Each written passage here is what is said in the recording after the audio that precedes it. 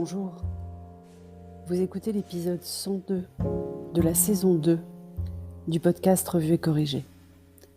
Cet épisode est tiré d'un billet du blog publié le 25 avril 2021 et s'intitule « Vous m'entendez ?» Ça ne vous énerve pas, vous ? Même si on était déjà adepte à petite dose de visio pour que Petit Dom échange avec ses grands-parents et ce dès sa naissance, on n'avait évidemment jamais autant fait de visio que ces 13 derniers mois. Et on n'avait en particulier jamais dit les deux phrases qui m'horripilent à présent au plus haut point. Vous m'entendez et vous voyez mon écran ? Je ne sais pas pourquoi vous m'entendez est la première phrase de toute personne qui prend la parole sur Zoom, Teams, Discord ou même Clubhouse. Pourquoi ? Le manque de confiance dans les outils ? Les lacunes dans sa propre compétence à les utiliser ? La peur de ne pas être reconnu comme participant actif ? Le besoin d'entendre la voix des autres avant de parler ?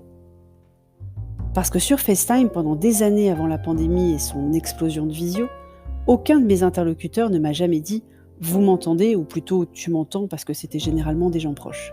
Aucun, ni aucune. Ni son corollaire énervant, parce qu'on ne peut pas partager un écran sur FaceTime. Enfin, je ne crois pas. Le corollaire tout aussi énervant, c'est « vous voyez mon écran ?» Même s'il est légèrement plus légitime, parce que la majorité des outils de collaboration à distance ne montrent pas aux présentants ce que voient les autres. Je pensais en mars 2020 que ça serait une des premières fonctionnalités à arriver en amélioration, mais non. Sur Teams ou sur Zoom, qui sont parmi les plus utilisés, on ne voit pas ce que voient les autres participants. Heureusement que j'ai donné cours sur Whereby la plupart du temps, c'est plus confortable. Bref, j'en ai marre des visios déjà de base, mais ça devient épidermique avec ces phrases. Dès qu'une personne en prononce une, je me raidis, je me crispe, je pose donc rapidement un sourire figé sur mon visage, en espérant que ça ne se voit pas, tout en essayant de ne pas me regarder dans l'écran. Il paraît que c'est la chose la plus épuisante pour le cerveau. Il paraît même que la meilleure chose à faire pour combattre la Zoom fatigue, c'est de couper la diffusion de sa propre caméra sur l'écran et de ne pas se voir soi-même. Ce sont des gens fort intelligents qui le disent, on va essayer de leur faire un peu confiance.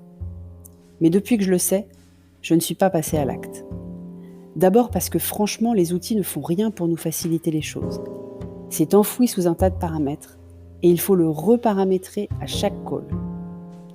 Ensuite parce que mine de rien, j'en ai besoin au début pour vérifier que je suis bien cadrée. Je bouge mon siège et la hauteur de l'écran sur lequel est posée la caméra tout le temps. C'est un nouveau réglage à chaque réunion ou presque. Enfin, parce que comme nous tous, je crois, je jette de temps en temps un coup d'œil par vanité pure. Bref, si vous m'appelez en visio, ne me posez pas la question « vous m'entendez ?» Pitié, je craque littéralement. Et dans l'état délicat dans lequel je suis, dont je vous parlais au dernier épisode, un rien prend des proportions folles. On est fatigué, non ? Plus qu'en avril, une année normale, non ?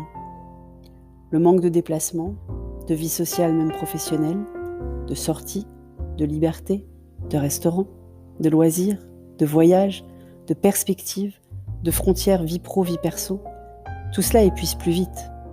Et la Zoom fatigue en plus donc. Alors il faut se préserver comme on peut. En ce qui me concerne, il faut que j'arrête de faire des trucs. Je vous en parlais lors d'un précédent épisode.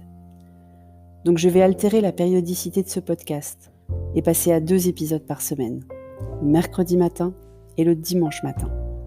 Il n'y aura donc pas de billet mardi, ce sera mercredi. Et pas jeudi non plus. On conserve le dimanche. Désolée, mais il faut faire des choix. Et limiter les réunions en visio ne fait pas partie du champ des possibles. Merci de m'avoir écouté. Si vous appréciez ce podcast, vous pouvez me remercier en passant sur Buy Me a Coffee. Vous avez le lien dans les notes d'épisode. Sur Apple, surtout laissez un commentaire avec vos 5 étoiles, c'est très important les commentaires. Et sur toutes les plateformes de balado-diffusion, abonnez-vous et partagez. À bientôt.